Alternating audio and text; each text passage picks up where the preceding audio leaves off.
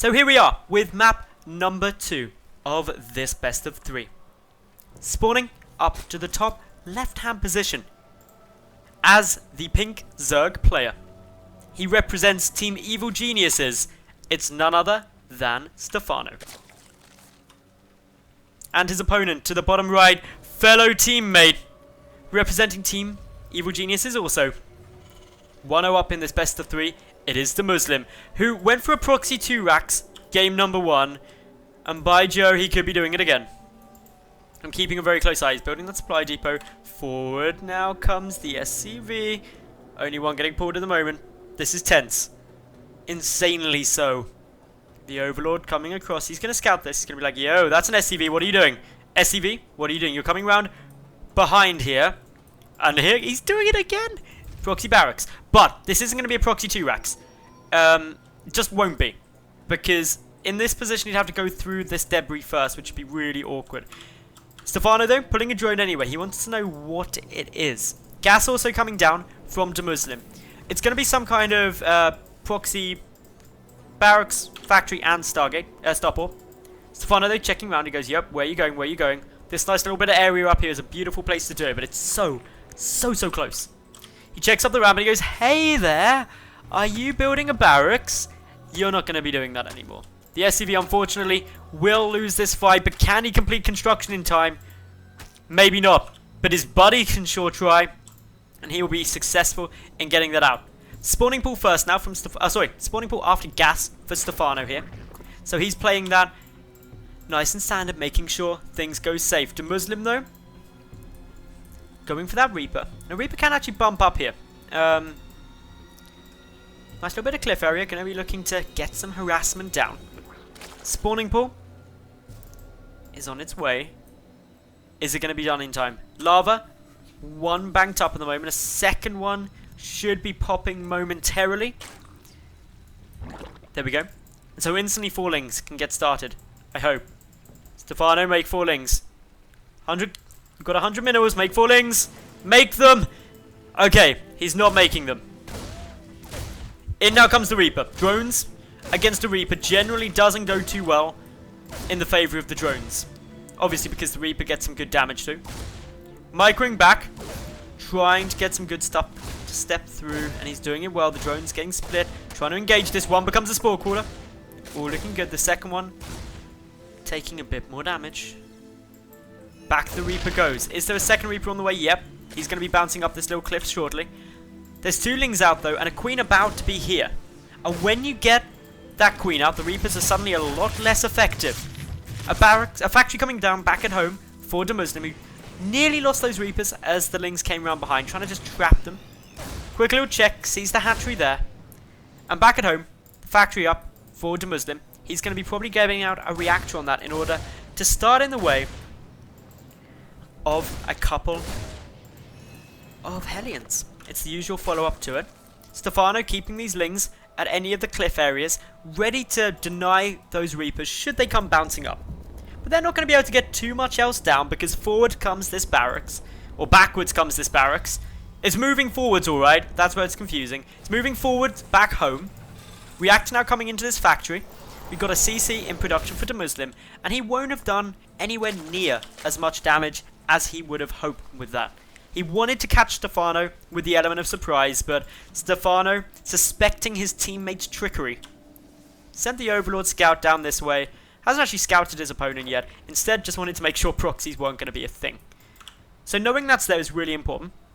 There's a good number of lings out on the field though, so the drone count's slightly lower. However, DeMuslim's got a much lower SCV count than he would normally have at this stage, because he went for the proxy.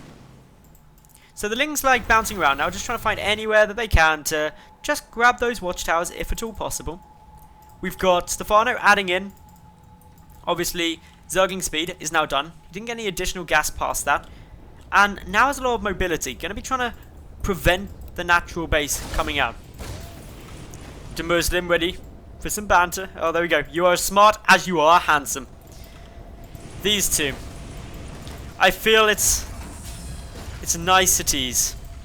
Niceties with knives at each other's back, or at least On DeMuslim's side, some pistols and flamethrowers. So, yeah, Stephano being curious as well. No idea what happened there. One of the observers clearly pinging literally everything they possibly could. So, the debris now taking a decent amount of damage, but these lings take a long time to work that through. Of course, with 3 armor and 2,000 health, lings take forever to kill that. However, DeMusliM just chilling outside. He's just like, yo, you've got a decent amount of vision here. Shall I move up? Shall I go for it? Deciding against it, but he gets a lot of those Zerglings. Big pickoffs there from the Terran player. Meanwhile, back at home, an Overlord taking a decent chunk of damage as it tries to scout. Not going to get too much else anymore. No wall off here. Quite a few Zerg players do opt to go for like the double evolution chamber wall off, which on this map you can actually still do. You just do it through this area and put a queen in there, and you can be safe with 2 Evos and a Roach Warren. But Stephano not worrying about that, just getting a spine crawler and waiting patiently. Forward now comes a lot of those Zerglings. The queens as well pushing forward with the spine crawler. No one transfuse available, so can actually duke it out with this quite well. Back at home, we see DeMusliM with the double engineering base coming through, adding in the second gas, also with Stim and his natural base up and running. He wants to try and get some more damage done, but these Hellions and Reapers alone are going to struggle to take out that third hatch. Not an efficient force at dealing with buildings. So just waiting it out, giving a bit of patient time. A couple of lings try and get the surround, but there's not really enough there that they can't be killed fast. Sure, a Reaper died, and a couple of Hellions went down, at 2 overall this game so far. And Stephano should be fairly safe from any further aggression. Bailing Nest on its way, Lair done, and a macro hatch coming through, as well as those 1-1 upgrades. Both players starting 1-1 at a pretty similar time, so upgrade-wise, not going to be much between them. Stephano, though, looking to get the surround and some more of these Hellions. Manages to catch one. Is it going to get taken out? Yes, it will. Another one very low on health will die as well. And this basically shuts down any further harassment from this force. The supplies favouring Stephano, which is normal at about the 10:50, 11-minute mark. Although what he's going to be concerned about is the fact that DeMusliM has managed to secure his third base now. And while he'd love to be able to prevent that, he's got a bunker. He's got a bunker there, and only a couple of lings are going to struggle to really cause much concern for DeMusliM here.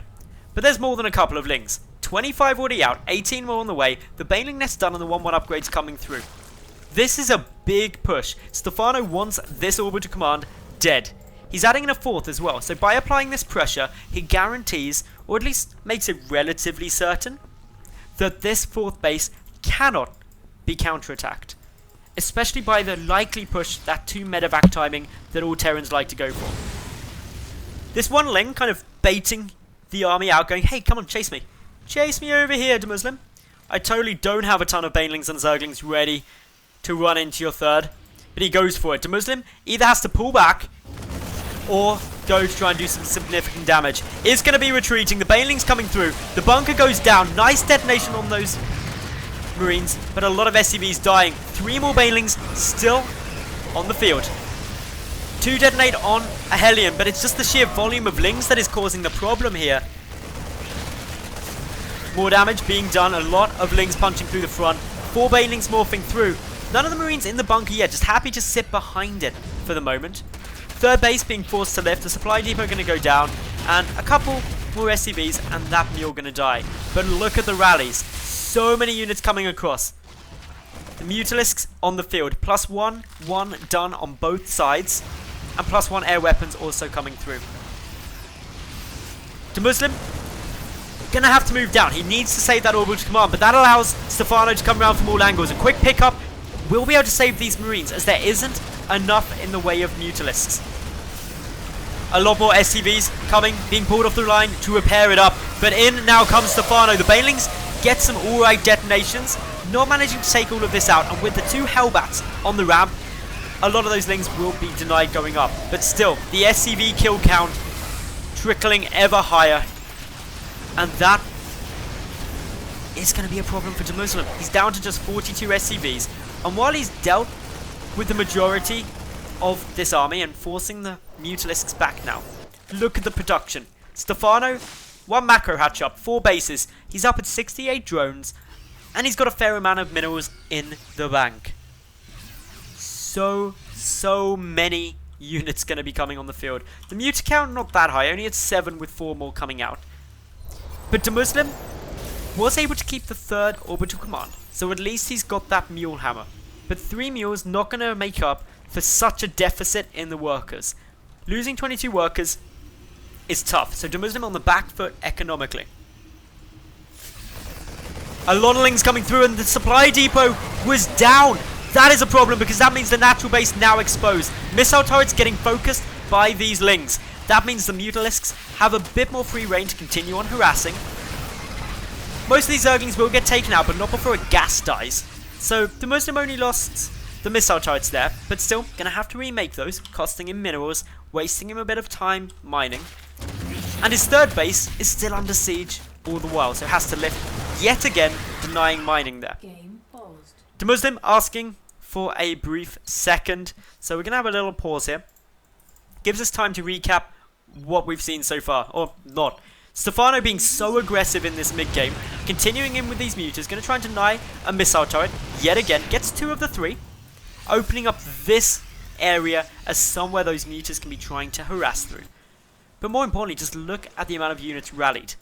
2-2 done for DeMusliM, 2-1 finished for Stephano, with his +2 carapace a little bit further delayed than that.